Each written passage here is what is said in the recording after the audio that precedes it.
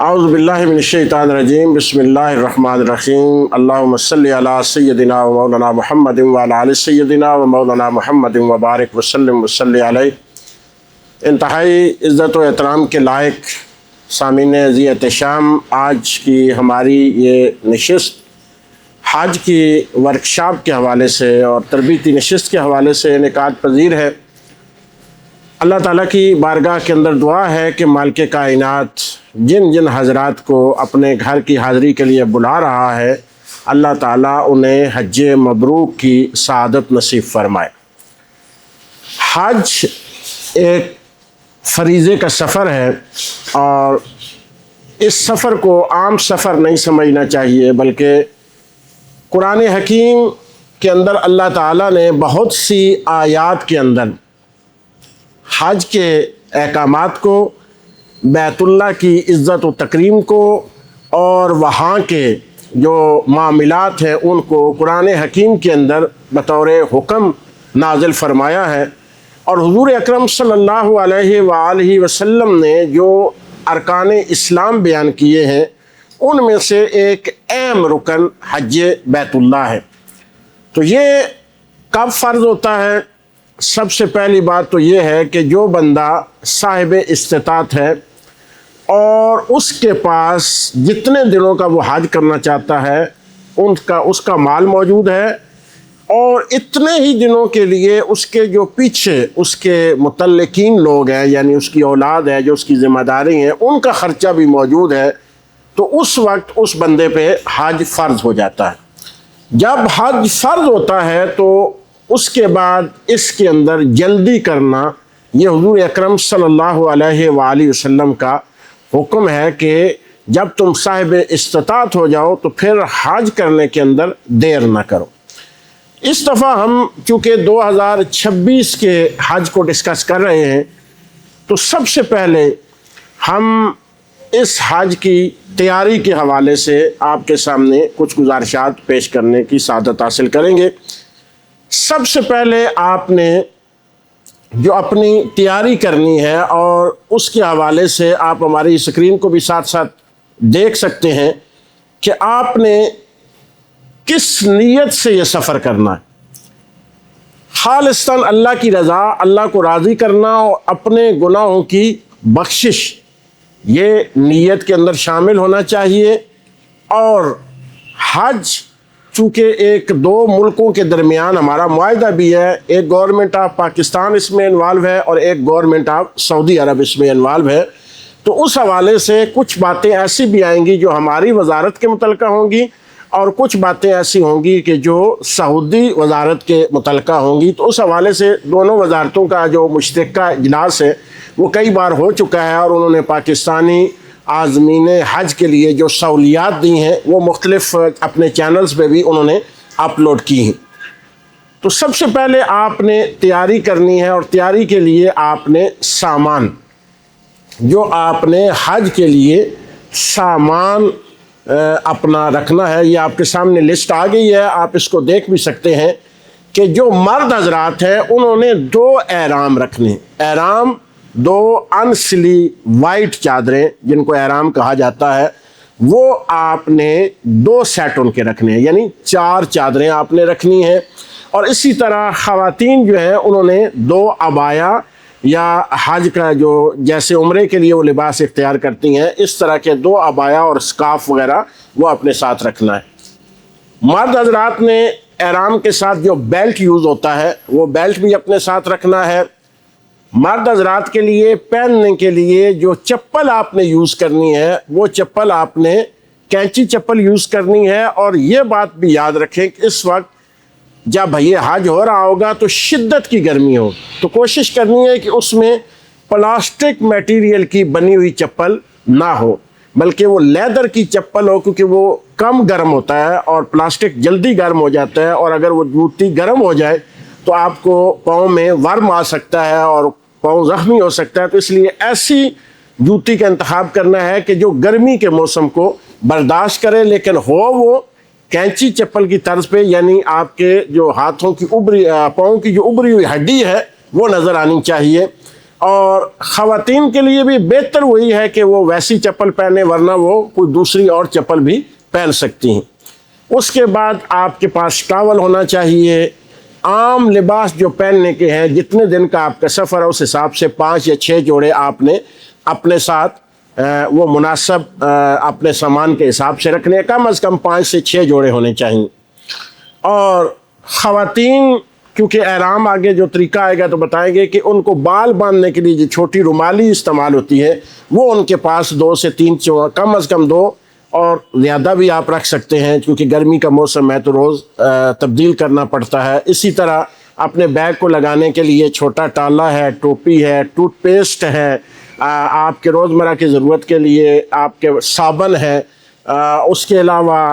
کنگھا آپ یوز کر سکتے ہیں کیونکہ سنت ہے، وہ آپ رکھ سکتے ہیں۔ نیل کٹر یعنی ناخن اتنے دنوں میں بڑھ سکتے ہیں ان کو تراشنے کے لیے، سیفٹی ریزر وہ آپ رکھ سکتے ہیں، کینچی رکھ سکتے ہیں۔ اور اس کے علاوہ جائے نماز ایک بہت ضروری ہے، کیونکہ آگے چل کے میں بتاؤں گا کہ اس کی کتنی اہمیت ہے حج میں، وہ آپ کے پاس ہونی چاہیے اور تھوڑے سے موٹے سٹاف میں ہونی چاہیے جائے نماز۔ اس کے علاوہ اپنے سفر کو لکھنے کے لیے کاغذ اور قلم آپ کے پاس ہونا چاہیے۔ آپ کے پاس دھوپ سے بچنے کے لیے، اگر نظر آپ کی اینک لگتی ہے تو وہ اینک بھی ضرور رکھیں، لیکن اگر آپ کی نظر ٹھیک ہے تو پھر بھی دھوپ سے بچنے کے لیے جو سن گلاسز ہوتے ہیں وہ ایک سیٹ آپ کے پاس ہونا چاہیے، کیونکہ جب آپ حج کے دنوں میں ہوں گے تو وہاں بڑی شدید گرمی ہوتی ہے اور اس کے اثرات آنکھوں پہ بھی ہوتے ہیں، لہٰذا وہ ایک اینک بھی آپ کے پاس ہونی چاہیے۔ ٹیشو پیپر وغیرہ ہونے چاہیے یا چھوٹے رومال جن کو ہینڈ رومال کہتے ہیں وہ آپ رکھ سکتے ہیں۔ سوئی دھاگا بھی آپ رکھ سکتے ہیں کہ بہت ساری چیزیں آپ کو وہاں یہ چھوٹی چھوٹی ضرورت ہوتی ہیں۔ ایک سپرے کرنے والی باٹل، یعنی کہ وہاں کیونکہ ہیٹ سٹروک کا بہت خطرہ ہوتا ہے تو اس میں پانی بھر کر وہ اپنے جسم پر چھڑکنے کے لیے وہ ایک چھوٹی جو بوتل ہوتی ہے وہ لازماً آپ کے پاس ہونی چاہیے۔ اس کے علاوہ سفری دستاویزات رکھنے کے لیے آپ کے پاس ایک وہ ہونا چاہیے، پیک ہونا چاہیے۔ اس کے بعد آپ ایک مارکر موٹا رکھ لیں اپنے سامان پہ رکھنے کے لیے۔ جو لوگ میڈیسن یوز کرتے ہیں ریگولر، وہ اپنے جتنے دنوں کو ان کا ٹور ہے، 18 دن کا ہے، 25 دن کا ہے یا 40 دن کا ہے، اس دن کے حساب سے اپنی ساری میڈیسن وہ آپ نے پیک کرنی ہے اور پھر وہ بڑے بیگ میں رکھنی۔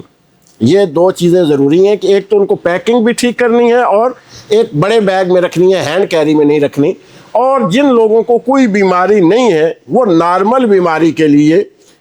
وہاں پہ کچھ میڈیسن جو ہم آپ کو دیتے ہیں تجویز کے، پیناڈال سر درد کے لیے، پیٹ درد کے لیے، نزلہ زکام کے لیے، کھانسی کے لیے، یہ جو ہلکی سی یا جو وائرل بیماریاں ان کے لیے جو چند میڈیسن ہے وہ آپ کے پاس ہونا چاہیے۔ سب سے اہم بات جو ہے کہ اسمارٹ فون ہر بندے کو چلانا آنا چاہیے۔ جو حج پہ جا رہا ہے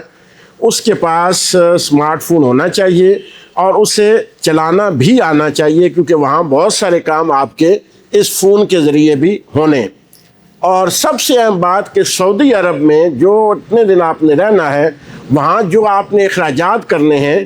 اس رقم کو آپ نے ریالوں میں تبدیل کر کے اپنے پاس رکھنا ہے، یعنی پاکستانی کرنسی آپ نے لے کے نہیں جانی بلکہ وہ ریال کی شکل میں تبدیل کر کے اپنے پاس رکھنی ہے۔ اس کے علاوہ پاور بینک، چارجر اور یہ ساری چیزیں آپ کے پاس ہونی چاہیے۔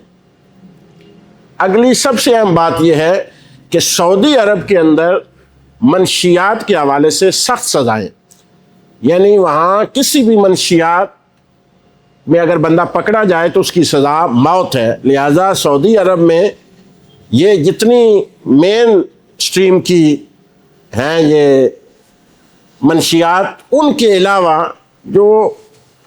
نسوار وغیرہ ہے وہ بھی منشیات میں وہ کاؤنٹ کرتے ہیں۔ لہٰذا ان ساری چیزوں سے آپ نے احتیاط کرنی ہے اور کوشش یہ کرنی ہے کہ کسی بھی بندے سے سامان لے کر حاجی اپنے بیگ میں نہ رکھے جب تک کہ وہ تحقیق نہ کر لے کہ اس جو سامان اسے دیا جا رہا ہے اس سامان میں کیا کیا چیزیں پائی جاتی ہیں۔ سگریٹ پینے والے جو احباب ہیں وہ اپنی ضرورت کا سگریٹ تو ساتھ لے جا سکتے ہیں، لیکن ہمارے ہاں جو نارمل طبیب یعنی حکیم جو دوائیاں بناتے ہیں جو کسی رجسٹر کمپنی کی نہیں ہوتی، وہ بھی لے جانے سے اجتناب کریں کہ بعض اوقات ان کو بھی وہ منشیات میں شامل کر لیتے ہیں۔ اس کے علاوہ جو آپ ریگولر شوگر، بلڈ پریشر اور یہ جو میڈیسن ہے یہ آپ لے جا سکتے ہیں۔ جو ڈاکومنٹس آپ کے پاس ہونے چاہیے ان میں اصلی پاسپورٹ آپ کے پاس ہونا چاہیے، نادرا کا کمپیوٹرائز شناختی کارڈ جو ہے وہ آپ کے پاس ہونا چاہیے، اور جو آپ کا پاسپورٹ ہے اور جو آپ کا حج کا ویزا ہے اس کی 4 کاپیز آپ نے اپنے پاس لازمی رکھنی ہے، مختلف مواقع پہ وہ وہاں پہ ضرورت پڑتی ہیں۔ اس کے علاوہ ہوائی جو ٹکٹ ہے آپ کا ریٹرن ٹکٹ، اس کی 2-3 کاپیز بھی وہ آپ نے اپنے پاس کرانی ہے، اور اس کے بعد جو ویکسین لگوانی ہے آپ نے وہ حاجی کیمپ سے آپ کی ویکسین لگے گی، جو آپ کی حج درخواست ہوگی جس میں آپ نے پہلے حج کے لیے درخواست دی تھی حکومت پاکستان کو اور آپ کو ایک رجسٹریشن نمبر جاری کیا گیا، وہ حج درخواست کی کاپی آپ کے پاس ہونی چاہیے۔ تو آپ کسی بھی قریبی جو حاجی کیمپ ہے اس میں جائیں گے تو آپ کو یہ گردن توڑ بخار، فلو اور پولیو کا کارڈ، یہ 3 جو ہے وہ ویکسین آپ کو لگیں گے بھی، اور اس کی وہ آپ کو جو ہے وہ رجسٹر کاپی بھی دیں گے۔ اس کے علاوہ جو لوگ کسی سرکاری محکمے میں ہیں، یعنی ان کے پاسپورٹ پر لکھا ہوا ہے کہ وہ سرکاری ملازم ہیں، تو وہ اپنے محکمے سے جو بیرون ملک چھٹی کا NOC ہے وہ اس کی کاپی اپنے ساتھ ضرور رکھیں۔ تو یہ ساری جو چیزیں ہیں ان کی 4 کاپیز آپ کے پاس ہونی چاہیے۔ یہ سارے ڈاکومنٹس جو ہیں وہ آپ کے اس سفر کے لیے ضروری۔ اب جب یہ آپ ساری چیزیں رکھ لیتے ہیں تو پھر اگلا مرحلہ آتا ہے کہ آپ نے ان ساری چیزوں کو پیکنگ کرنی ہے۔ آپ کو کمپنی کی طرف سے بیگ دیا جا رہا ہے جس میں 23 کلو سامان آئے گا، اس میں یہ سارا سامان آپ نے رکھنا ہے۔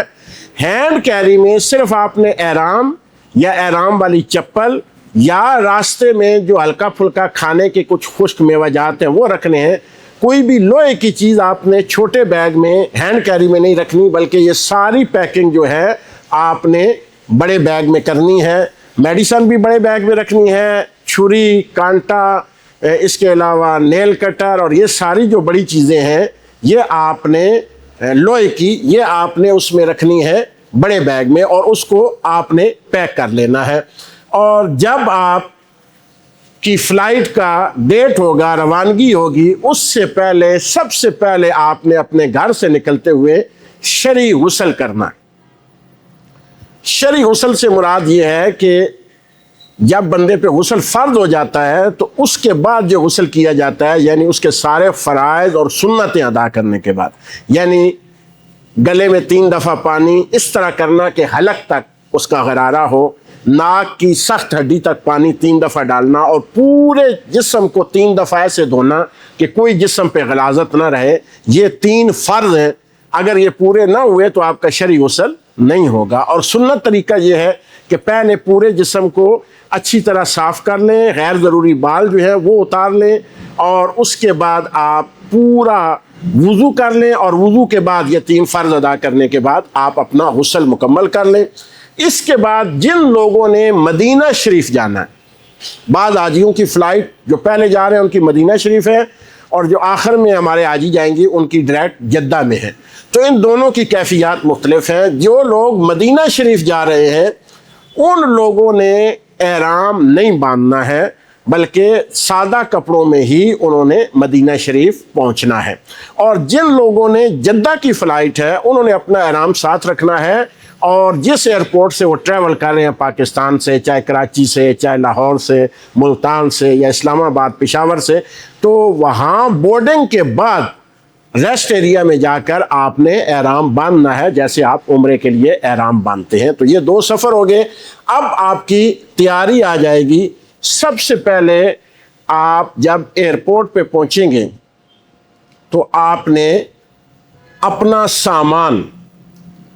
انٹری کے بعد چیکنگ مشین میں چیک کروانا۔ وہ ایک چیکنگ مشین ہوتی ہے، اس میں آپ نے وہ سامان چیکنگ مشین پہ رکھیں گے اور اس میں آپ اس کو چیک کروائیں گے، اور اس کے بعد آپ جائیں گے امیگریشن کاؤنٹر پر، جہاں پہ آپ کا ٹکٹ چیک ہوگا اور آپ کو بورڈنگ کارڈ ملے گا۔ اس طرح کی تصویریں چند ہم آپ کو دکھا رہے ہیں، یہ تقریباً ایسے ہی ہر ایئرپورٹ کا ماحول ہوتا ہے۔ تو آپ نے وہاں پہ اپنا پاسپورٹ چیک کرانا ہے، آپ کا ٹکٹ چیک کرانا ہے، اور بڑا سامان جو آپ نے بڑے بیگ میں رکھا ہے وہ سامان آپ نے جمع کروانا ہے، اور وہاں سے آپ نے بورڈنگ کارڈ لینا۔ بورڈنگ کارڈ جہاز میں آپ کی سیٹ کا نمبر ہوتا ہے، اسے بورڈنگ کارڈ کہتے ہیں۔ بورڈنگ کارڈ آپ لیں گے اور وہاں پہ اپنا سامان جمع کرائیں گے، یعنی جو بڑا بیگ ہے آپ جمع کرا دیں گے اور صرف ہینڈ کیری اپنے پاس رکھیں گے، اور اس کے بعد آپ امیگریشن کاؤنٹر پہ چلے جائیں گے۔ ہینڈ کیری کو ساتھ لے کر امیگریشن کاؤنٹر پہ جب آپ جائیں گے تو وہاں پہ آپ کی تصویر کھینچی جائے گی اور ساتھ ویریفیکیشن آپ کی ہوگی، آپ کا ٹکٹ، ویزا، یہ سب کچھ دیکھا جائے گا، اور ویریفائی ہونے کے بعد پھر آپ کو آگے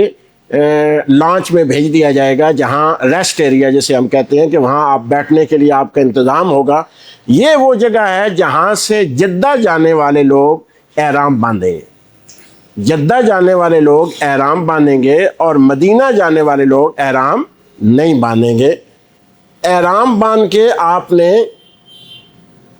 2 رکعت نماز نفل پڑھنی ہے، اور اس پہ آپ کے بورڈنگ کارڈ پہ آپ کا گیٹ نمبر لکھا ہوگا کہ جس گیٹ پہ آپ کا جہاز لگے گا۔ آپ نے یہ نشان آپ کو نظر آ رہے ہیں، یہ B1 B6، یہ اس طرح کا ایک گیٹ نمبر ہوگا، اس گیٹ پہ کرسیاں لگی ہوں گی، وہاں ویٹنگ میں آپ نے بیٹھ جانا ہے، اور پھر جب کال آئے گی تو آپ نے جہاز میں بیٹھ جانا۔ اس کے بعد جب آپ وہاں پہ پہنچیں گے، یہ کچھ جہاز میں سوار ہونے کے مناظر بھی ہیں، اور کچھ وہاں کی جو جہاز میں ایک بات یہاں پہ انہوں نے دی ہے کہ جہاز میں بھی آپ کے لیے واش روم کا نظام موجود ہوتا ہے۔ کموڈ یوز کرنے کے لیے بہت سی شکایات آتی ہیں، تو یہ انہوں نے اسپیشل یہاں پہ لکھا ہے کہ وہاں پہ جو انگلش کموڈ ہوتے ہیں ان کے اوپر آپ نے پاؤں رکھ کے نہیں بیٹھنا ہے، یہ احتیاط کرنی ہے، اور اسے آپ نے یوز کرنا ہے۔ تقریباً 5 گھنٹے کی فلائٹ لینے کے بعد آپ جدہ ایئرپورٹ پر آپ کا جہاز لینڈ کر جائے گا۔ سب سے پہلے جہاز میں آپ نے تسلی کرنی ہے کہ آپ کے ہاتھوں میں جو سامان تھا وہ سامان آپ نے اتارنا ہے، اور وہاں ٹرمینل مختلف ہیں۔ اگر جہاز میدان میں اترتا ہے تو پھر سیڑھی سے آپ اتر کے اپنا ہینڈ بیگ اٹھا کے بس میں بیٹھیں گے، اور بس آپ کو ٹرمینل تک پہنچائے گی، اور بعض جگہ ٹرمینل کے ساتھ جہاز لگ جاتا ہے اور آپ سیدھا جو ہے وہ آگے امیگریشن کی طرف چلے جاتے ہیں۔ جیسے ہی آپ امیگریشن کی طرف چلیں گے تو راستے میں سعودی عملہ کھڑا ہوگا، اور ان کے ہاتھوں میں پولیو کے قطرے ہوں گے، ہر بندے کو وہ 2 قطرے پولیو کے پہلائیں گے، اور پھر وہ آگے گزار دیں گے۔ آگے آپ جائیں گے تو آگے امیگریشن کاؤنٹر آ جائے گا، یا اس سے پہلے اگر رش ہوا فلائٹس کا تو وہ ایک ہال میں آپ کو بٹھا دیں گے تاکہ امیگریشن کاؤنٹر فارغ ہوں تو آپ کو امیگریشن کاؤنٹر پر پہنچا دیا جائے۔ تو آپ وہاں سے اٹھ کر امیگریشن کاؤنٹر پہ جائیں گے، وہاں آپ کی انگلیوں کے نشان لیے جائیں گے، تصویر لی جائے گی، اور آپ کے پاسپورٹ پہ مہر لگائی جائے گی، اور پھر آپ کو سعودی عرب میں داخلے کی اجازت مل جائے گی۔ آپ کو پاسپورٹ واپس کر دیا جائے گا، تسلی سے اپنے ڈاکومنٹس آپ سنبھال لیں گے، اور آپ سیدھا چلے جائیں گے اپنے سامان والی جگہ پر جہاں آپ کا فلائٹ نمبر لکھا ہوگا، اور وہاں سے آپ اپنا سامان جو ہے وہ پہچان کے ریڑھی پہ رکھیں گے، اور پھر آپ وہاں سامنے اسکین مشین لگی ہوگی، اس سے گزر کر آپ باہر آئیں گے۔ جیسے ہی آپ باہر آئیں گے تو آپ کو جو وہاں کی کمپنیز ہیں ان کے جو لوگ ہیں وہ کھڑے ہوں گے، ان کو آپ نے اپنا پاسپورٹ اور اپنا ویزا دکھانا ہے۔ جیسے ہی آپ اپنا پاسپورٹ اور ویزا دکھائیں گے تو وہ فوراً آپ کو جو آپ کا مکتب والی سائڈ ہے یا ہال ہے یا جس بس میں آپ نے جانا ہے جہاں وہ لوگ اکٹھے ہیں وہاں پہ آپ بھیج دیں گے۔ وہاں بھی آپ کا ایک گائیڈ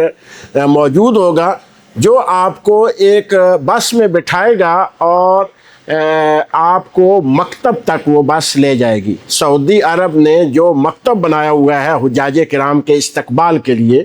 وہاں پہ آپ کو لے جایا جائے گا اور وہاں سے آپ کا پاسپورٹ لیا جائے گا اور اس کے بدلے میں آپ کو نسک کارڈ دیا جائے گا۔ یہ بہت اہم چیز ہے کہ پورے حج کے دوران آپ کا دار و مدار اس کارڈ پہ ہے، جو وہاں کی حکومت آپ کو وہ نسک کارڈ آپ کو دے گی۔ وہاں پہ پہنچ کے آپ نے وہ نسک کارڈ لینا ہے اور آپ کے ہاتھ کے اندر ایک رنگ دیں گے جو آپ کی کمپنی کا پہچان ہوگا۔ وہ رنگ بھی آپ کے پاس ہوگا، وہ کارڈ بھی آپ کے پاس ہوگا، اور جتنے دن آپ نے سعودی عرب میں رہنا ہے، نہ وہ کارڈ گم کرنا ہے، نہ اپنے سے الگ کرنا ہے، اور نہ ہاتھوں والا وہ رنگ آپ نے گم کرنا ہے، بلکہ پورے سعودی عرب کے اندر اس کے اوپر ایک ٹریکر کا نشان لگا ہوگا۔ جہاں بھی آپ کی چیکنگ ہوگی، صرف وہ اس ٹریکر پر اس طرح وہ لائٹ لگائیں گے اور وہ آپ کا ٹریکر آئی ڈی ان کے سامنے آ جائے گا کہ آپ کا مکتب نمبر کیا ہے، آپ کا کمرہ نمبر کون سا ہے، آپ کا ہوٹل کون سا ہے، آپ کی رہائش کہاں پہ ہے۔ تو وہاں سے فارغ ہونے کے بعد وہ آپ کو آپ کے منتظم کے حوالے کر دیں گے، جو آگے گاڑیاں لے کر کھڑا ہوگا۔ آپ نے سامان کو ہاتھ نہیں لگانا، وہ سارا سامان خود اپنی گاڑی میں رکھیں گے اور آپ کو اپنے ہوٹل لے جائیں گے۔ ہوٹل میں آگے ہماری اپنی کمپنی کے لوگ موجود ہوں گے جو آپ کو کمرے فراہم کریں گے۔ اب جو کمروں کی ترتیب ہے وہاں پہ، اس کو آپ نے یہ مد نظر رکھنا ہے کہ جن لوگوں کا شیئرنگ کا پیکج ہے تو ان کو شیئرنگ کے اندر 4 یا 5 روم بیڈ کا روم ملے گا، جس میں مرد مردوں کے ساتھ ہوں گے اور لیڈیز لیڈیز کے ساتھ ہوں گے۔ مرد مردوں کے ساتھ ہوں گے اور لیڈیز کے ساتھ ہوں گی۔ یہ گورنمنٹ آف سعودی عرب نے اس کو پابند کیا ہوا ہے، تو وہاں آپ ایسے گروپ میں مرد اور عورتیں اکٹھے نہیں رکھ سکتے۔ ہاں، جن کا پرائیویٹ روم بک ہے، چاہے وہ 2 لوگ ہیں 3 لوگ ہیں، تو ان کو اپنا سیپریٹ روم مل جائے گا۔ اب آپ نے اپنے روم میں آرام کرنا ہے اور اس تھوڑی دیر ریلیکس کرنا ہے، اور پھر آپ نے عمرہ کرنا ہے۔ عمرے کا طریقہ کار یقیناً آپ کو پتہ ہے کہ آپ نے احرام یہاں سے باندھا ہوا ہے اور آپ نے غسل کیا ہوا ہے، صرف تازہ وضو کرنا ہے اور آپ نے حرم میں جانا ہے۔ جیسے حرم میں جانا ہے تو آپ نے 2 رکعت نماز نفل تحیت المسجد پڑھنے ہیں، اور پھر سیدھا نگاہیں جھکا کر آپ نے کعبے کی طرف چلے جانا ہے۔ جیسے ہی پہلی نظر کعبے پہ پڑے تو آپ نے اللہ کی بارگاہ میں اپنی دعائیں، حاجات، مناجات اپنے رب کی بارگاہ کے اندر پیش کرنی ہے۔ پھر پورے حرم کو آپ نے دیکھنا ہے تو آپ کو سبز لائٹوں والا جو ایریا نظر آئے گا، چاروں بلڈنگز پہ سبز لائٹ، جو سیدھا حجر اسود کے پاس یہ آپ کو نظر آ رہی ہے۔ اس کے سامنے دیکھیں گے تو آپ حجر اسود نظر آئے گا۔ یہاں سے آپ نے طواف شروع کرنا ہے۔ 7 چکر آپ نے طواف کے لگانے ہیں، اور مرد حضرات جو ہیں یہاں پہنچ کر سب سے پہلے کیا کریں گے کہ اپنے احرام کی جو چادر ہے اس کا جو سیدھا کندھا ہے اس کو ننگا کر دیں گے، اور کندھے کے نیچے سے، بازو کے نیچے سے چادر ایسے اپنے دوسرے کندھے پہ رکھ لیں گے، اور پہلے 3 چکر رمل یعنی اکڑ کے چلنا ہے، باقی 4 چکر نارمل چلنے ہیں۔ ہر چکر میں آپ نے حجر اسود کے پاس آنا ہے، ہاتھ اٹھانے ہیں اور اس کی طرف ہاتھ کر کے بسم اللہ اللہ اکبر وللہ الحمد یوں کر کے چوم لینا ہے، اور پھر اس طرح آپ نے 7 چکر مکمل کرنے ہیں۔ 7واں چکر مکمل کر کے جب 8ویں دفعہ آپ آئیں گے تو آپ نے 8ویں دفعہ اس کو بوسہ دے کے وہاں سے آپ نے بالکل ادھر اوپر بورڈ لگا ہوگا ان دا صحیح کی طرف آپ نے چل پڑنا ہے، اور صحیح کے بورڈ کے نیچے لوگ نفل پڑھ رہے ہوں گے۔ یہ وہ جگہ ہے جہاں مقام ابراہیم ہے، وہاں آپ نے 2 نفل پڑھنے ہیں مقام ابراہیم کے، اور اس کے بعد آپ سیدھا اوپر صحیح کی طرف چلے جائیں گے۔ درمیان میں زمزم کا پانی آئے گا، وہ آپ نے خوب سیر ہو کے پینا ہے، اور پھر آپ نے صفا سے صحیح کا آغاز کرنا ہے۔ وہ راستہ سیدھا صفا پہ اترے گا، صفا سے آپ مروہ پہ جائیں گے۔ درمیان میں یہ سب لائٹیں آپ کو نظر آئیں گی۔ یہ وہ جگہ ہیں جہاں سے حضرت ہاجرہ دوڑی تھیں۔ یہاں پہ آپ نے تیز دوڑنا ہے اور عورتوں نے آہستہ ہی چلنا ہے۔ اس طرح آپ 7 چکر مکمل کریں گے۔ صفا سے شروع کریں گے، مروہ تک 1 چکر ہوگا، اور پھر مروہ تک پہنچتے ہوئے آپ کا 7 چکر مکمل ہو جائیں گے۔ مروہ سے باہر نکل کر آپ نے 2 رکعت نماز نفل شکرانے کے پڑھنے ہیں اور پھر باہر آ کر حلق کروا لینا ہے اور اپنے کمرے میں جا کر غسل کر کے آپ نے لباس تبدیل کر لینا ہے. آپ کا عمرہ مکمل ہو گیا ہے. اب آپ نے حج کی تیاری کرنی ہے اور باقی دنوں میں صرف اپنے نمازیں آپ نے ادا کرنی ہیں. اب ہمارے جو دوست ہیں جو یکم ذی الحج یا اس سے پہلے جا رہے ہیں، جو ہمارے دوست ہیں یعنی ہماری ٹیم ہے جو جا رہی ہے حج پر یکم ذی الحج سے پہلے، تو وہ سب سے پہلے جائیں گے ہوٹلز میں، اور 4 ذی الحجہ کو تمام حاجی وہ شفٹ ہو جائیں گے اپنی بلڈنگ کے اندر جو عزیزیہ کے اندر موجود. اس بلڈنگ کے اندر سارے حاجی شفٹ ہو جائیں گے اور ان کو وہاں پہ بھی اسی طرح اکاموڈیشن ملے گی جیسے میں نے پہلے ذکر کیا کہ جن کے سیپریٹ روم ان کو سیپریٹ ملیں گے، جن کے شیئرنگ ہیں ان کو شیئرنگ ملیں گے، اور 3 ٹائم بوفے کھانا اس میں شامل ہوگا. 3 ٹائم بوفے کھانا اس میں شامل ہوگا، اور یہ ہوٹل میں بھی آپ کو بوفے کھانا ملے گا 3 ٹائم، اور عزیزیہ کی بلڈنگ میں بھی آپ کو 3 ٹائم کھانا ملے گا. چاہے وہ سرکاری حج پہ لوگ جانے والے ہیں تو ان کو بھی 3 ٹائم بوفے کے اندر ہی کھانا مہیا کیا جائے گا، کیونکہ حج کے اندر جو ہمارا معاہدہ ہے سعودی گورنمنٹ کے ساتھ کہ وہ بوفے کے علاوہ آپ کھانا سرو نہیں کر سکتے ہیں، تو وہ چاہے وہ سرکاری اسکیم ہے چاہے پرائیویٹ اسکیم ہے، کھانا دونوں میں بوفے ہی ہوگا اور 3 ٹائم پہ بہترین کھانا آپ کو ملے گا. اب 3 شام تک پہنچیں گے یا 5 صبح آپ پہنچیں گے، تو 5 6 اور 7 یہ 3 دن آپ نے عزیزیہ بلڈنگ میں گزارنے ہیں. وہاں سے بسز حرم کے اندر آتی ہیں. جو بندے حرم کے اندر آنا چاہتے ہیں، عزیزیہ سے حرم کا فاصلہ 16 کلومیٹر ہے. عزیزیہ سے حرم کا فاصلہ 16 کلومیٹر ہے. وہاں سے سرکاری بسز ان کے باقاعدہ سٹاپس ہیں اور وہ حرم کے اندر 24 گھنٹے آ جا رہی ہوتی ہیں. تو آپ اگر حرم کے اندر آ کے نمازیں ادا کرنا چاہتے ہیں تو آپ حرم کے اندر بھی نمازیں ادا کر سکتے ہیں، اور اگر عزیزیہ کے اندر ہی آپ نمازیں ادا کرنا چاہتے ہیں تو وہاں بھی بہت ساری مساجد ہیں وہاں پہ، اور آپ کے گروپ کے جہاں آپ کی بلڈنگ ہے اس کے اندر بھی ایک حصہ مسجد کے لیے مختص ہوتا ہے، وہاں بھی آپ گروپ میں بھی باجماعت نمازیں ادا کر سکتے ہیں. حج جو آج کی نشست کا سب سے اہم ہمارا کام ہے کہ ہم نے حج کو کیسے کرنا ہے، کیونکہ زیادہ تر لوگ حج پہ ہی جا رہے ہیں. تو یہ تو ذیلی چیزیں تھیں جو پہلے میں نے بتا دی اور بہت سی کلاسز میں ہم بتاتے رہتے ہیں. تو حج کے حوالے سے ہم نے سب سے پہلے یہ دیکھنا ہے کہ ہماری اخلاص، ہمارا للہیت، کہ ہم خالص اللہ کی بندگی کے لیے اور نیت کے لیے حج کر رہے ہیں. حج کے 5 دن یعنی کوئی بندہ صرف 5 دن بھی وہاں پہ رہے تو اس کا حج ہو جائے گا.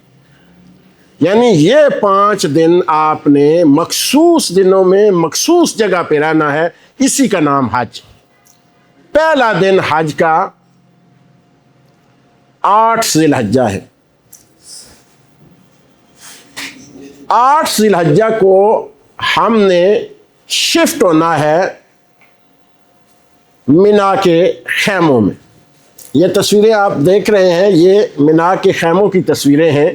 ان میں باقاعدہ مکتب نمبر لکھے ہوتے ہیں، خیمہ نمبر لکھے ہوتے ہیں، وہ ساری چیزیں آپ کے نسخ کارڈ میں ہوں گی. تو آپ کو ایک بس کے ذریعے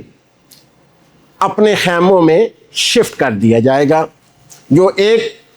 کیٹیگریز کے لوگ ہیں ان کو ایک کیٹیگریز کے خیموں میں، اور جو ڈی کیٹیگری کے لوگ ہیں ان کو ڈی کیٹیگری کے خیموں میں. یہاں پہ یاد رکھیں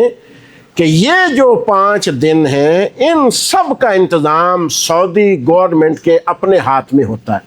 وہاں پہ پاکستان کا عملہ، آپ کی پاکستان کی کمپنی، وہ سب سعودی عرب کے ساتھ جو معاہدہ ہوتا ہے اس کی پابندی کرنی ضروری ہوتی ہے. 8 ذی الحجہ کو آپ نے زور سے پہلے، 8 ذی الحجہ کو زور سے پہلے صبح صبح نکل لیتے ہیں حاجیوں کو رش سے بچانے کے لیے، لیکن زور آپ نے پڑھنی ہے مینا کے خیمے کے اندر، اور 5 نمازیں آپ نے وہاں پہ مکمل کرنی ہے، ظہر، عصر، مغرب، عشاء اور فجر،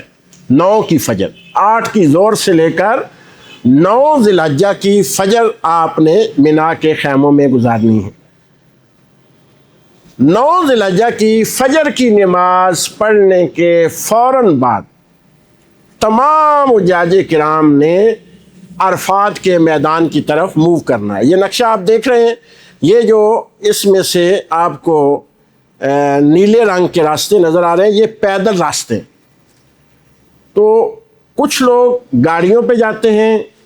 ٹرین بھی وہاں پہ میسر ہوتی ہے اور پیدل راستہ بھی ہوتا ہے، تو یہ آپ کا منتظم آپ کو وہاں پہ بتا دے گا کہ آپ کی بکنگ کس پہ ہے، کہ آپ نے پیدل جانا ہے، آپ نے گاڑی پہ جانا ہے، یا آپ نے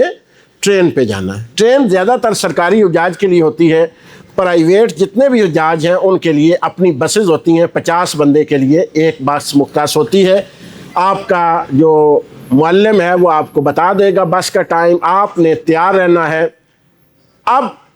مینا کے اندر آپ نے زیادہ سامان لے کے نہیں جانا۔ جب آپ نے مینا کے اندر جانا ہے تو یہ بات یاد رکھ لیں کہ وہاں ایک چھوٹا بیگ جسے آپ پیچھے ڈال سکتے ہیں، وہ بیگ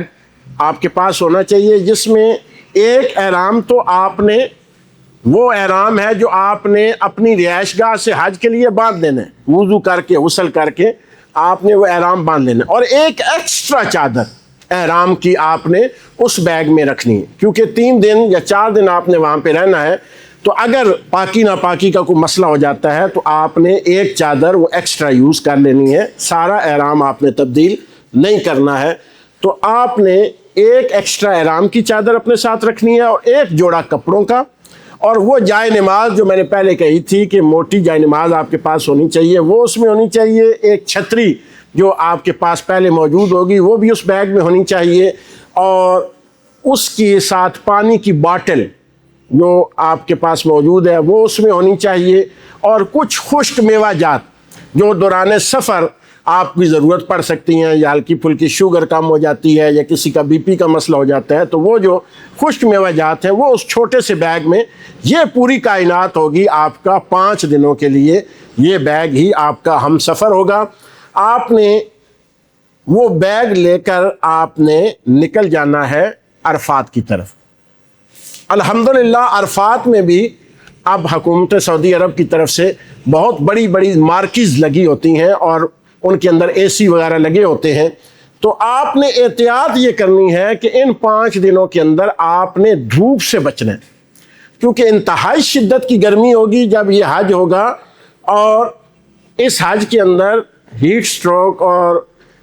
جو سورج کی تپش کی وجہ سے بیماریاں آتی ہیں وہ بہت زیادہ لوگوں کو لاحق ہو جاتی ہیں، اس لیے وہ سپرے والی باٹل بھی اپنے پاس رکھنی ہے، پانی والی باٹل بھی اپنے پاس رکھنی ہے، اور چھاؤں میں زیادہ سے زیادہ وقت گزارنا ہے، کیونکہ یہ حج جو ہے یہ ساری انفرادی عبادت ہے، تو آپ نے وہاں بھی اپنے خیمے کے اندر پہنچ کر اپنی عبادت اللہ کے بارگاہ میں حاجات مناجات پیش کرنی ہے، اور کھانے کا وہاں بھی وسیع انتظام ہر طرح کا وہاں گورنمنٹ آف سعودی عرب کی طرف سے موجود ہوگا، اور اگر لوگ ہمت رکھتے ہیں تو وہ امام کے قریب بھی جا سکتے ہیں، یہاں پہ وہ مسجد نمرہ میں جو ہے اس کا ایک حصہ عرفات کے اندر ہے، یہ دیکھنا چاہیے کہ کہیں امام کے قریب جاتے جاتے آپ عرفات کے میدان سے باہر نہ چلے جائیں، لہٰذا خطبہ سننا کوئی واجب نہیں ہے حج کے معاملات کے اندر۔ آپ اگر وہاں کا ریڈیو چینل بھی لگا لیں تو اپنے خیمے میں بیٹھ کر بھی آپ وہ خطبہ سن سکتے ہیں، اور اگر آپ تک خطبے کی آواز نہیں پہنچی تو تب بھی آپ پر کوئی یہ قدغن نہیں آئے گی کہ آپ نے خطبہ نہیں سنا، کیونکہ عرفات کے میدان کا جو قیام ہے یہ فرض ہے، یعنی اگر آپ میدان عرفات میں موجود ہیں تو آپ نے حج کا سب سے بڑا رکن جو ہے وہ آپ نے ادا کر لی ہے، اور وہاں آپ نے رہنا ہے غروب آفتاب تک، اور اس پورے دن کے اندر آپ نے اللہ کی بارگاہ کے اندر استغفار کرنی ہے، اللہ کی بارگاہ کے اندر توبہ کرنی ہے، اور ساری امت کے لیے دعائیں مانگنی ہیں۔ کیوں کہ یہ جو دن ہے اور یہ جو مقام ہے، یہ مقام بھی دعا کی قبولیت کا ہے اور یہ دن بھی دعا کی قبولیت کا ہے۔ تو زیادہ سے زیادہ اپنے رب کے ساتھ اس دن آپ نے اپنا رابطہ رکھنا ہے۔ جب مغرب کے قریب وہاں کی گورنمنٹ کی طرف سے باقاعدہ گولے چھوڑے جاتے ہیں جس سے آواز آتی ہے تاکہ پتہ چل جائے تمام حاجیوں کو کہ اب عرفات چھوڑنے کا ٹائم آ گیا، تو مغرب کے وقت آپ نے احتیاط یہ کرنی ہے کہ وہاں مغرب پڑھنی نہیں ہے۔ سورج غروب ہوتے ہی آپ نے وہاں سے مزدلفہ کی طرف نکل جانا، کیونکہ آپ نے یہ رات مزدلفہ کے کھلے میدان کے اندر گزارنی، لہذا یہاں پہ آپ نے مغرب کا انتظار نہیں کرنا، صرف جیسے ہی سورج غروب ہوتا جائے گا، گولا پھٹے گا، تو آپ نے وہاں سے موو کر جانا اور آپ مزدلفہ کے میدان کے اندر پہنچ جائیں گے۔ جہاں جگہ ملے وہاں پہ اپنی جائے نماز بچھانی ہے اور وہاں پہ اللہ کے حضور خشوع و خضوع کے ساتھ، اور یہاں دونوں نمازیں آپ نے مغرب اور عشاء ملا کے مزدلفہ میں آ کے پڑھنی، یعنی مغرب آپ نے وہاں نہیں پڑھنی بلکہ عشاء کے ٹائم پہ بھی اگر آپ پہنچتے ہیں تو مغرب کو عشاء کے ساتھ ملا کر آپ نے مزدلفہ میں ادا کرنا، اور پھر ساری رات وہاں آپ نے عبادات کے اندر گزارنا ہے۔ مزدلفہ میں جو سب سے اہم کام آپ نے کرنا ہے کہ وہاں سے آپ نے کنکریاں چننی جو آپ نے شیاطین کو مارنی، وہ کنکریاں آپ نے مزدلفہ میں جو ہے وہاں پہ آپ نے وہ کنکریاں چننی۔ کنکریوں کے لیے ایک تھیلی آپ کے پاس ہونی چاہیے، یا اس کا آسان طریقہ آج کل یہ ہے کہ وہاں جو پانی پینے والی چھوٹی منرلز کی باٹل خالی ہوتی ہیں وہ آپ ایک اپنے پاس رکھ لیں اور اس میں کنکریاں چن کے آپ نے رکھ لینی۔ اب کتنی کنکریاں آپ نے چننی ہیں؟ پہلے دن آپ نے ایک شیطان کو کنکریاں مارنی ہے، اور کتنی مارنی ہے؟ 7۔ باقی 3 دن آپ نے یہ کنکریاں مارنی ہے اور 7 مارنی، ٹھیک ہے؟ تو تقریباً 72 کے قریب یہ گنتی جو ہے یہ آپ کے پاس ہونی چاہیے کنکریاں۔ کچھ فالتو رکھ رہے ہیں کہ مس بھی ہو جاتی ہیں، تو آپ نے یہ گن کر اور ان کو دھو کر اپنے پاس رکھ لینا ہے، اور فجر کی نماز ادا کرنے کے بعد، فجر مزدلفہ میں ہی آپ، اور جیسے ہی سورج طلوع ہوگا، اب یہ اللہ کے احکام ہیں کیونکہ ان کے اندر ہم بحث نہیں کر سکتے، ادھر سورج غروب ہوا تو وہاں سے نکل پڑے، ادھر سورج طلوع ہوا تو وہاں سے نکل پڑے، اور وہاں سے نکل کر آپ نے سیدھا چلے جانا ہے مینا کے اندر، اور مینا کے اندر آپ نے پہلا کام یہ کرنا ہے کہ آپ نے اپنی قربانی کرنی۔ مینا میں پہنچ کر آپ نے کیا کرنا ہے؟ اپنی قربانی کرنی ہے، یا جس کو آپ نے وکیل بنایا ہوا ہے اس سے رابطے میں رہنا ہے۔ کسی کو گروپ کے ساتھ آپ نے پیسے جمع کرائے ہوئے ہیں، ایک بندہ گروپ کا گیا ہوا ہوتا ہے، وہ ذبح کراتا جاتا ہے اور آپ کو ویڈیو بھیجتا جاتا ہے۔ تو جیسے ہی آپ کنفرم ہو جائیں کہ میری طرف سے قربانی ہو گئی، یا میں نے خود قربانی کر لی، یا میری طرف سے جس کو میں نے وکیل بنایا تھا اس نے قربانی کر دی، تو اس کے فوراً بعد آپ نے حلق کروا لیں۔ قربانی ہونے کے بعد آپ نے کیا کروا لینا ہے؟ حلق کروا لینا ہے، اور اس کے بعد آپ نے ظہر کے بعد چلے جانا ہے شیاطین کے پاس، اور وہاں جا کر آپ نے کنکریاں مارنے، اور اس کے بعد آپ نے لوٹ کر واپس پھر اپنے خیمے میں آ جانا ہے، اور رات پھر اپنے خیمے میں گزارنی ہے اور عبادات کرنی۔ اب یہ 3 دن کا عمل ہے، یعنی 10، 11 اور 12، یہ 3 دن آپ نے شیاطین کو رمی کرنی ہے، ان کو کنکریاں مارنی ہے، اور ٹائم کیا ہے؟ زور سے لے کر مغرب تک۔ اس دوران آپ نے اپنے خیمے سے نکلنا ہے، وہاں پہ جانا ہے، جانے کا راستہ الگ ہے، واپسی کا راستہ الگ ہے، تاکہ جو ہے حاجیوں کی بعض پہلے کچھ کرائسس وہاں پہ ہوئے، کچھ مسائل ہوئے، حادثات ہوئے، تو اب ٹریک الگ بنا دیے گئے، لیکن یہ راستہ پھر لمبا پڑ جاتا ہے، لیکن حاجی محفوظ رہتا ہے۔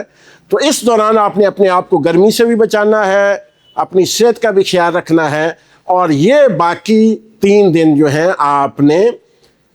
اس دوران ایک اور کام ان 3 دنوں میں آپ نے کرنا ہے، وہ آپ مناسب فیصلہ کریں گے کہ کنکریاں اب آپ کا احرام سے آپ فارغ ہو جائیں گے۔ احرام سے فارغ ہونے کے بعد اگر آپ کی صحت مانتی ہے تو آپ سیدھا حرم جائیں اور طواف کریں،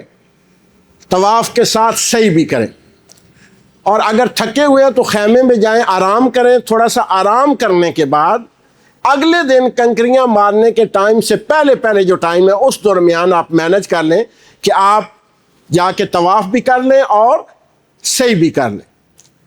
پہلے دن اگر آپ کریں گے تو افضل ہے، ورنہ دوسرے دن کنکریاں مارنے کے بعد اگلی کنکریاں مارنے تک ٹائم ہے، اور تیسرے دن بھی یہ ٹائم ہے۔ تو اب جب آپ نے یہ 3 دن کنکریاں بھی مار لیں اور آپ نے طواف بھی کر لیا اور سعی بھی کر لی، تو اب آپ کا حج مکمل ہو گیا ہے۔ اور اللہ تعالیٰ کی بارگاہ کے اندر دعا ہے کہ اللہ تعالیٰ جتنے بھی احباب جائیں گے وہ اللہ تعالیٰ انہیں مبروک حج، قبول حج کا ثواب عطا فرمائے۔ تو یہ وہ عمل تھا جو کچھ سکرین کے ذریعے بھی ہم نے آپ کو دکھایا۔ اب اس کے بعد آپ تیسرے دن یعنی 13 کو آپ دوبارہ اپنے بلڈنگ میں شفٹ ہو جائیں گے، اور پھر کھانا اسی طرح آپ کے اپنے منتظم کی طرف سے آپ کو بوفے کے اندر، یہ جو 5 دن ہے یہ گورنمنٹ کی طرف سے آپ کو کھانا دیا جائے گا وہاں پہ، اور باقی پھر آپ اس جگہ پہ آ جائیں گے، اور وہاں پھر 18 دنوں والے دوسرے دن ہی ہوٹل میں شفٹ ہو جائیں گے، جو زیادہ دنوں والے ہیں وہ 17 کو شفٹ ہو جائیں گے، پھر جنہوں نے مدینہ جانا ہے پھر وہ وہاں سے وہ شیڈول سارا آپ کو آلریڈی مل جائے گا۔ اب اس کے بعد حج آپ کا مکمل ہو گیا، اب آپ زیارت کریں۔ ہاں، جب آپ مکہ سے رخصت ہو رہے ہوں تو طواف وداع ضرور کرنا ہے آپ نے، یعنی رخصتی والا طواف وداع۔ یہ چاہے آپ مدینہ شفٹ ہو جائے اور مدینہ سے آپ کی واپسی کی فلائٹ ہے، اور چاہے ڈائریکٹ آپ کی مکے سے واپسی کی فلائٹ ہے، دونوں کے لیے طواف وداع کرنا ضروری ہے۔ اب جو لوگ واپس آ جائیں گے وہ تو ایئرپورٹ کے ذریعے اپنا سامان وغیرہ لے کر واپس آ جائیں گے، اور جو لوگ مدینہ شفٹ ہوں گے اب وہ حضور اکرم صلی اللہ علیہ وآلہ وسلم کی بارگاہ اقدس و انور کے اندر حاضر ہو رہے ہیں۔ حضور اکرم صلی اللہ علیہ وسلم کی بارگاہ کی حاضری کے بھی جو آداب ہیں وہ اتنے اہم ہیں کہ اللہ تعالیٰ قرآن حکیم کے اندر اپنے محبوب کریم صلی اللہ علیہ وآلہ وسلم کی بارگاہ کے آداب سکھاتا ہے۔ تو وہاں کے لیے ضروری ہے کہ آپ مدینہ طیبہ کا جب سفر کریں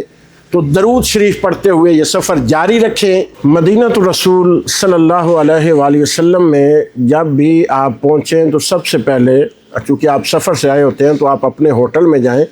اور وہاں کچھ دیر آرام کریں، اپنا سامان رکھیں، اور جب آپ بالکل فریش ہو جائیں پھر اٹھیں اور غسل کریں، خوشبو لگائیں، نئے کپڑے پہنیں، اور انتہائی ادب اور عقیدت کے ساتھ حضور اکرم صلی اللہ علیہ وآلہ وسلم کی بارگاہ اقدس و انور کے اندر حاضر ہوں۔ جیسے ہی آپ مسجد نبوی میں داخل ہوں، سب سے پہلے مسجد میں داخلے کے جو آداب ہیں کہ آپ نے اپنا سیدھا قدم مسجد میں رکھنا ہے اور مسجد میں داخلے کی دعا پڑھنی ہے، اس کے ساتھ حضور کی بارگاہ کے اندر صلاۃ و سلام کا نذرانہ پیش کرنا ہے، اور سیدھا آپ نے باب السلام کی طرف چلے جانا ہے۔ یہ وہ جگہ ہے جہاں سے آپ معاجہ شریف کے سامنے جائیں گے۔ کچھ احتیاطیں ہیں جو وہاں پہ جا کے آپ نے کرنی ہے۔ ایک تو یہ ہے کہ جیسے ہی آپ باب السلام میں داخل ہوں، اپنا موبائل فون سائلنٹ کر کے یا بند کر کے اسے اپنی جیب میں ڈال لیں۔ دوسرا، وہاں پہ اپنے جوتے پہلے کسی محفوظ جگہ پہ رکھ کر پھر باب السلام میں داخل ہوں۔ جوتوں کے ساتھ آپ باب السلام میں داخل نہ ہوں، کیونکہ یہ بات ادب کے تقاضوں کے خلاف ہے۔ اور پھر دھیمی آواز میں، بلند آواز میں نہیں، کیونکہ حضور اکرم صلی اللہ علیہ وسلم کی بارگاہ ہے، یہاں آواز اونچی کرنا بھی منع ہے، لہذا زیر لب آپ ندائیہ درود پاک پڑھتے ہوئے اپنی نگاہیں جھکاتے ہوئے حضور اکرم صلی اللہ علیہ وآلہ وسلم کے مواجہ شریف کے سامنے حاضر ہو جائیں، اپنی حاجات، اپنی مناجات، اپنے دکھڑے، اپنے دل کی کیفیات، اپنے آنسو حضور کی بارگاہ کے اندر پیش کرتے رہیں اور ساتھ درود و سلام پیش کرتے رہیں۔ سب سے پہلے آپ کو جو جالی کے اندر سوراخ نظر آئے گا، اس کے اوپر سید عالم صلی اللہ علیہ وآلہ وسلم کا نام نامی درج ہوگا۔ آپ نے غور سے اس کے اندر دیکھنا ہے تو آپ کی نظر جو ہے وہ قبر انور کو چھو سکے، کیونکہ جیسے ہی آپ کی نظر اس قبر تک پہنچے گی، رسائی حاصل کرے گی، تو اللہ تعالیٰ کے محبوب کا یہ وعدہ آپ کے ساتھ ہو جائے گا کہ جس نے میری قبر انور کی زیارت کی اس کی شفاعت میرے اوپر لازم ہو گئی۔ تو اس کے بعد آگے جناب سیدنا صدیق اکبر اور آگے پھر سیدنا عمر بن الخطاب دونوں حضور کے پیارے یاروں کو سلام عقیدت پیش کرتے ہوئے، ان کی بارگاہ پہ اندر سلام پیش کرتے ہوئے آپ سامنے کی طرف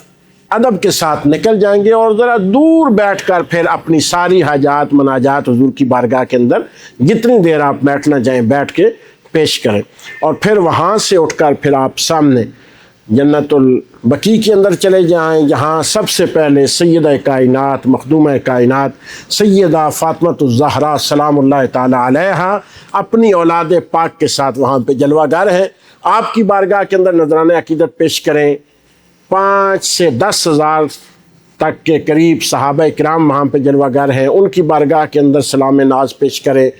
حضور کی ازواج مطہرات ہیں اور ام المومنین 9 وہاں پہ جلوہ گر ہیں، ان کی بارگاہ کے اندر سلام پیش کریں۔ پھر آپ کے گائیڈ آپ کو مدینہ شریف کا چپا چپا جو حضور کے ہر قدم کی نشانی ہے، آپ اس کی زیارت کریں گے۔ مدینہ شریف جتنے دن آپ رہیں ادب ملحوظ خاطر رکھیں، اپنی نمازوں کا خیال رکھیں۔ اس پورے سفر کے اندر آخر کے اندر میں کلوز کرتے ہوئے صرف آپ کے سامنے یہ عرض کروں گا کہ گرمی کا شدید موسم ہے، احتیاطیں جو آپ نے کرنی ہے کہ اپنے آپ کو گرمی سے بچانا ہے، بیمار ہونے سے بچانا ہے، اپنی صحت کا خیال رکھنا ہے۔ وہاں سعودی گورنمنٹ کے جو لوگ ہیں اور آپ کے اپنے جو گائیڈ ہیں، ان کی جتنی ہدایات ہیں ان پہ آپ نے مکمل جو ہے ان کے ساتھ تعاون کرنا ہے، اور جو آپ نے شاپنگ کرنی ہے وہ آپ مدینہ طیبہ سے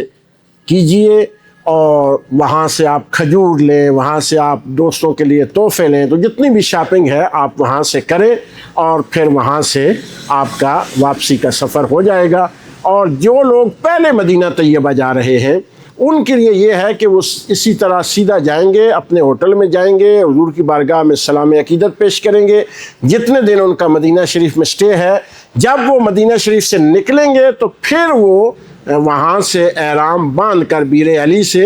تو پھر وہ آئیں گے حرم کے اندر، اور اسی طرح پھر عمرہ ادا کریں گے، اور ان کا سفر اس طرح ہو جائے گا۔ تو یہ ایک مختصر بریفنگ تھی جو ہم نے آپ کے سامنے پیش کی ہے۔ اللہ تعالیٰ کی بارگاہ کے اندر دعا ہے کہ اللہ تعالیٰ آپ کا حج قبول فرمائے اور آپ کے صدقے ہم سب کو بھی بار بار حاضری نصیب فرمائے۔ اس کے علاوہ ہمارا پیج آپ کے لیے حاضر ہے، ہمارے نمبر اس پہ موجود ہیں، آپ کسی نمبر پہ بھی رابطہ کر کے مزید رہنمائی حاصل کر سکتے ہیں۔ والسلام علیکم ورحمۃ اللہ وبرکاتہ۔